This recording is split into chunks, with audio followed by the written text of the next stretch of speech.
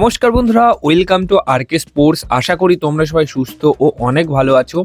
তো এই ভিডিওতে বেশ কিছু গুরুত্বপূর্ণ আপডেটস তোমাদের মাঝে তুলে ধরার আছে, সেই ক্ষেত্রে একটু স্কিপ না করে ভিডিওটা শেষ অবধি দেখতে থাকো। আর যদি এই চ্যানেলে প্রথমবারের জন্য এসে থাকো তাহলে অবশ্যই এই চ্যানেলটিকে সাবস্ক্রাইব করে রেখো। প্রথমেই যে আপডেটটা দিয়ে আজকের এই ভিডিওটা শুরু করব সেটা হচ্ছে আইএসএল নিয়ে বড় খবর। হ্যাঁ, এটা কেমন ব্যাপার, মোটামুটি একটা সোর্স থেকে খবর এসছে যে পার্থ জিন্দাল, যিনি বিএফসি দলের ওনার, সেই পার্থ জিন্দাল চাইছে আইপিএলের সিস্টেমে আইএসএলেও অকশন করা হোক।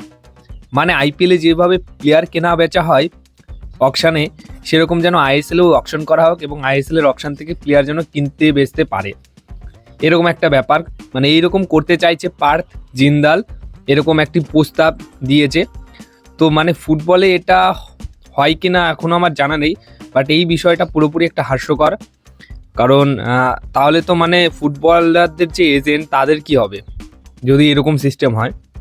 যাই হোক, এরকম তার ইচ্ছা রয়েছে বা এরকম প্রস্তাব তিনি রাখছিল, তাই তোমাদেরকে সেটা জানালাম। তো এই বিষয়টা নিয়ে তোমাদের কি মতামত সেটা অবশ্যই কমেন্ট বক্সে জানিও। তো এবার আসি কিছু ট্রান্সফার আপডেট নিয়ে। প্রথমত দিয়াগো মাউরিচিকে নিয়ে বলি। তো দিয়াগো মাউরিচিও সে ইস্টবেঙ্গল এফসি দলে আসতে পারে, একদম ডিল ডান হয়ে গেছে, এরকম কিছু খবর উঠে এসেছিল। বাট এই খবরটা নিয়ে মার্কোস মার্গুলা সরাসরি জানিয়ে দেয় যে দিয়াগো মাউরিচিও কিন্তু ইস্টবেঙ্গল এফসি দলে আসছে না, একদম পাকাপোক্ত খবর। তো তাকে নিয়ে যে হাইপটা তৈরি হয়েছিল ইস্টবেঙ্গল এফসি দলের ফ্যানদের মধ্যে, তো সেটা আর নেই। মোটামুটি মার্কোস যে আপডেট দিয়েছে। নেক্সট আপডেট যেটা রয়েছে, জুয়ান রড্রিগেজকে কিন্তু গতকাল ছেড়ে দিয়েছে কেরালা ব্লাস্টার্স দল অফিসিয়ালভাবে, এবং গতকাল মোট 3টে বিদেশি প্লেয়ারকে ছাড়া হয়েছে যারা ইন্ডিয়ান সুপার লিগে নিয়মিত খেলতো আর কি, বা খেলবে, তারা কিন্তু আর নেই। যেরকম জুয়ান রড্রিগেজ কেরালা ব্লাস্টার্স দলের, এছাড়া এফসি গোয়া দলের আইকের গওর এটেক্সকেনা এই ফুটবল ছেড়ে দিয়েছে এফসি গোয়া দল। তো এফসি গোয়া দল মোটামুটি ভালোই 2 থেকে 3টে প্লেয়ারকে ছেড়ে দিল। এছাড়া বন্ধুরা জন ট্রয়েল, মুম্বাই সিটি এফসি দলের জন ট্রয়েলকেও কিন্তু মুম্বাই সিটি এফসি দল ছেড়ে দিয়েছে।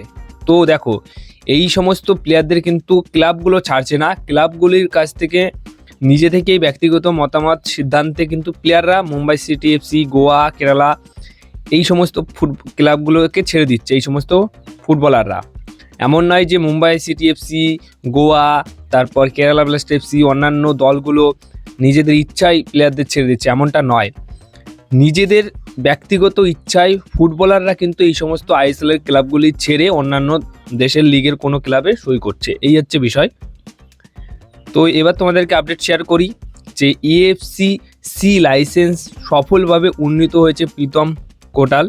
হ্যাঁ, বর্তমান সময় দাঁড়িয়ে এখন সে ফুটবলার রয়েছে, প্রফেশনাল ফুটবলার, বাট আর 1-2 বছর হয়তো টেনে টুনে খেলে তারপর কিন্তু কোচিং কেরিয়ার শুরু করবে।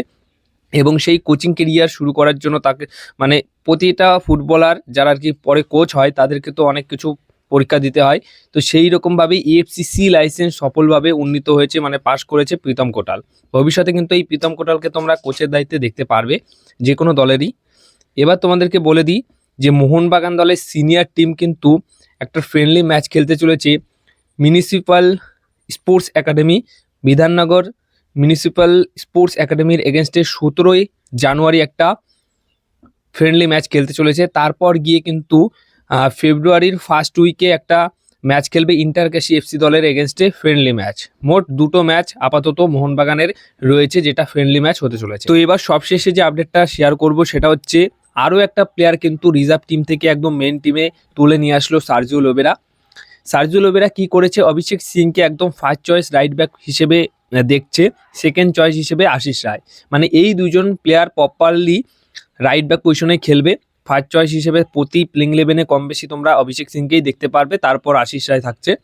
এবার লেফট ব্যাক পজিশনে কী করেছে, মোহনবাগান রিজার্ভ টিমের একটা প্লেয়ার উমের মুথেরকে কিন্তু লেফট ব্যাক পজিশনে হিসেবে ফার্স্ট চয়েস লেফট ব্যাক হিসেবে রাখছে।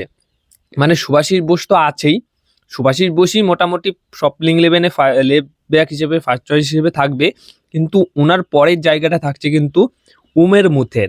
রিজার্ভ টিমের প্লেয়ার উমের মুথেরকে কিন্তু সেইভাবেই তুলে নিয়ে এসছে, সেইভাবে তৈরি করে ফেলেছে সার্জিও লোবেরা লেফট ব্যাক পজিশনে খেলার জন্য। এমন নয় যে সুভাশিসের পর অভিষেক সিং লেফট ব্যাক পজিশনে খেলবে এমনটা নয়। অভিষেক সিংকে কিন্তু রাইট ব্যাক পজিশনেই খেলাবে প্রথম চয়েস হিসেবে, কিন্তু লেফট ব্যাক পজিশনে সুভাশিসের পর যে প্লেয়ারটি খেলবে বা যাকে একদম তৈরি করে ফেলেছে সেই প্লেয়ারটি হচ্ছেন উমের মুথের, রিজার্ভ টিমের ফুটবলার।